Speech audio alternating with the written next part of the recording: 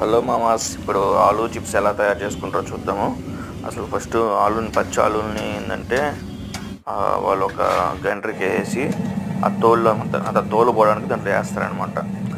పైన అది పీల్ చేయడానికి అనమాట. పీల్ పోయినాక అవి తీసుకొని నీట్గా అనమాట వాటర్ ప్లస్ పీలింగ్ రెండు అట్టే జరుగుతాయి. తీసుకొని అట్లా చూడండి, మొత్తం అసలుకి అంత షార్ప్ ఉంటుంది, అంత షార్ప్ ఉంటుంది ఆ ప్లేట్ మొత్తం. అలాగా అన్ని ఆలు నుంచి చేసుకొని ఇది వచ్చి చాలా పెద్ద అమౌంట్ ఆఫ్ చిప్స్ చేస్తున్నారు. నేను ఇప్పుడు దాకా ఎక్కడ చూడలేదన్నమాట. హాట్ చిప్స్ అనేది బాగా ఫేమస్. ఆలు చిప్స్కి వీటన్నిటికి ఆయన పోసేది సాల్ట్ వాటర్. అవి ఓకేనా, సాల్ట్ వాటర్ ఆయిల్లోనే పోసేసి అలా వేయించేసి అలాగా ఇవి మళ్ళీ ఏంటంటే పక్కకు తీసుకొని అనమాట. వాళ్ళు పక్కకు పెట్టుకొని దాంట్లో సాల్ట్ కావాలంటే సాల్ట్ వేసుకుంటారు, మళ్ళీ లేకపోతే ఇప్పుడు కారం చిప్స్ కావాలంటే కారం చిప్స్ అనమాట.